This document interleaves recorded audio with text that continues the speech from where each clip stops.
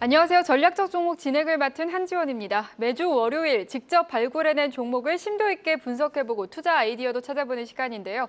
신한투자증권 김동준 부장과 함께합니다. 부장님 어서 오세요. 네, 안녕하세요. 네, 오늘 살펴볼 종목 어떤 종목일까요?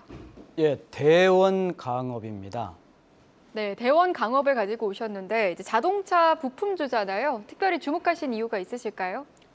우선 글로벌 플레이어라는 측면입니다. 그러니까 현대 기아차 비중이 절대적이지 않은 글로벌 업체를 통해서 납품을 하고 있고, 특별히 이제 나중에 말씀드리겠지만 형가 스프링 분야에서는 글로벌 탑5 안에 든다는 측면입니다.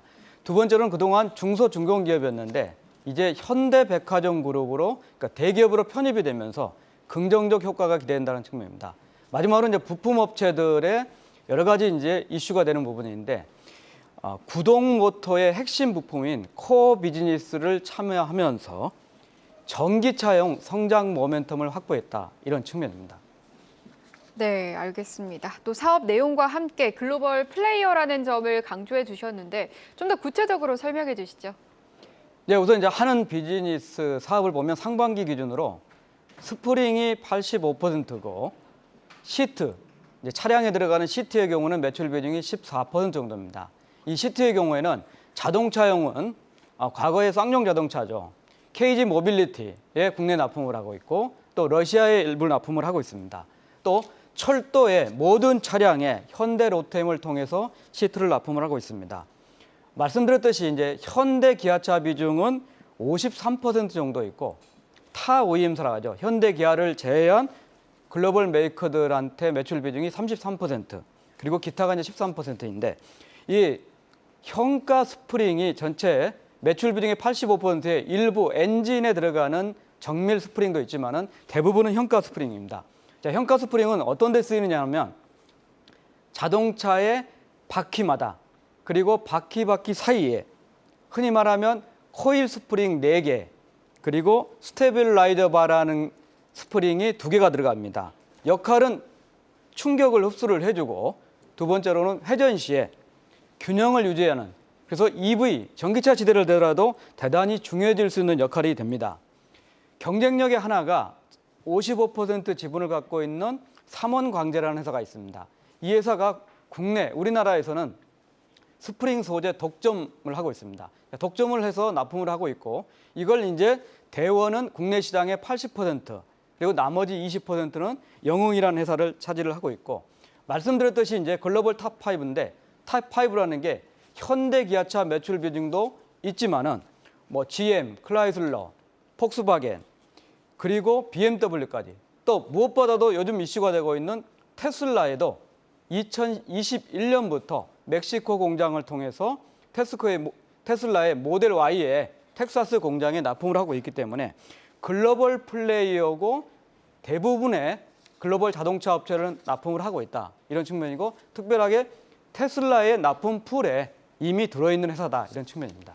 네, 대원강업에 대해서 계속해서 설명해 주시고 계시는데 신규 사업은 구동 모터에 대한 전망과 함께 대기업 그룹사로 편입된 것에 따른 영향도 좀 함께 분석해 주시죠.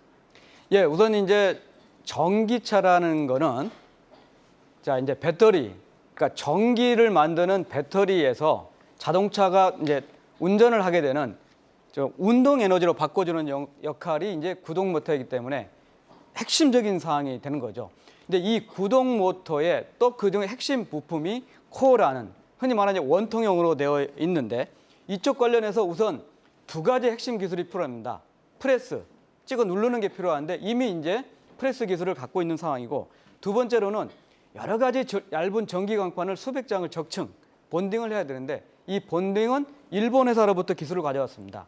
자, 이 비즈니스는 현대차에 납품하기 위해서는 최종적으로 조립은 현대 모비스가 하지만은 그동안 포스코 인터내셔널의 100% 자회사인 포스코 모빌리티 솔루션이 독점적으로 해왔던 비즈니스에 이제 대원이 신규로 들어간다, 이렇게 볼 수 있겠습니다. 이미 아이오닉 7, 그리고 펠리쉐이드, 그리고 제네시스 EV향으로 3개 차종에 대해서 수주를 했습니다.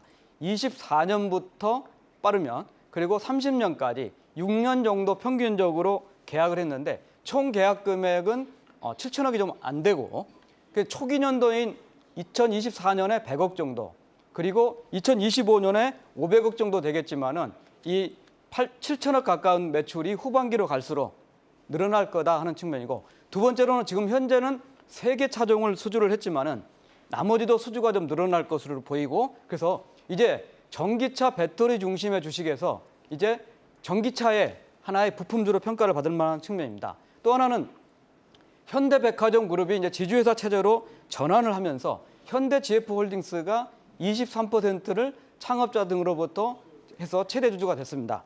앞으로 30% 이상 주주를 가지셔야 되기 때문에 현대홈쇼핑 그리고 현대쇼핑이 갖고 있는 지분 10%까지 이제는 지주회사 체제로 넘길 과정이 끝나면 완결이 될 텐데, 이 효과는 당연히 지금 기존에도 현대차 그룹하고 연대 강화가 되겠지만은 현대백화점, 범현대가 들었기 때문에 연대가 강화되고, 두 번째는 중소기업에서 대기업이 되면서 재무안전성이 강화되는 측면. 이제 마지막으로는 역시 그동안 IR들이 제한적이었는데 주주 소통이 활발해진다는 측면에서 긍정적인 효과가 기대됩니다. 네, 현대차 그룹과의 연대 강화가 전망되고 있고, 여기에 아까 앞서 말씀해 주셨던 대로 실적에 대한 기대감도 있는 상황에서, 그렇다면 주가도 좋아질 것 같습니다. 주가가 이제 7월에 전고점을 찍고 이후로 좀 밀린 상황인데 앞으로의 주가 전망 어떻게 보십니까? 예, 우선 이제 실적은 19년에서 21년까지 어려웠고요. 22년 4분기부터 점프업을 하면서 말씀드렸듯이 주가가 4,000원대에서 지금 6,000원대로 레벨업 과정이 있었습니다. 그 과정에 지주회사 전환도 있었고, 2분기 실적이 어닝 서프라이즈가 발생했습니다. 해외 현가 스프링 매출이 급증을 했고, 또 시트 분야에서도 역시 이제 KG 모빌리티가 신차가 나오면서 긍정적인 영향, 그리고 러시아에서 1년 동안 공장 재개가 안 됐지만 공장 재개가 되면서 깜짝 실적을 기록했습니다. 앞으로 실적은 우상향이 될 것으로 전망이 되고, 점점 더 오른쪽으로 갈수록 시간이 지날수록 전기차용 매출이 가세게 되기 때문에 실적은 우상향이 지속되는 부품주다, 이런 측면입니다. 주가를 측면을 보면은 지금 자동차 부품주의 대표적인 회사가 성우하이텍입니다. 금년도 기준 PER 6배 정도고, 또 좀 더 싸다고 하는 화신이 5배 정도이기 때문에 현재 금년도 기준으로 11배 정도면 비싼 측면이라 생각할 수 있지만은 EV를 통해서 성장 모멘텀을 달았다, 이런 측면을 감안하면 실적에 맞춰서 기업 가치도 우상향을 계속할 거다는 측면입니다. 또 하나는 유동성 측면인데, 그동안 고려대강 그룹의 주주사 지분율이 25% 정도였는데 상당 부분 시장의 장내 매도를 통해서 매물화가 돼서 지금은 10% 정도만 들고 있기 때문에 시가총액 4천억짜리이고 실적이 점프업을 했고 우상향을 갈 것으로 보이기 때문에 기관 투자가들 관심 꾸준히 커지면서 기업 가치가 레벨업이 될 수 있는 자동차 부품주고, 현재 주가가 단기적으로 50% 정도 오르면서 PER, 주가 대 수익률이 11배지만은 충분히 11배를 극복해 나가서 부품사, 배터리 향처럼 충분히 성장 모멘텀이 주가에 반영되는 만한 부품사다. 특별하게 이제 지주사 편입과 더불어서 글로벌, 또 테슬라 풀까지 감안돼 있다가 하면은 다시 볼 만한 기업이 아닌가. 또 무엇보다도 주주사, 또 주주 입장, 또 투자자 입장에서는 기업 IR 소통을 강화한다는 측면이 긍정적이다, 이런 판단입니다. 네. 대원 강어 PER 11배 수준이지만 그래도 실적에 맞춰서 기업 가치도 우상향할 것이다라는 의견까지 들어봤습니다. 전략적 종목 오늘은 대원 강업에 대한 전망까지 들어봤습니다. 신한투자증권 김동준 부장이었습니다. 말씀 고맙습니다. 감사합니다.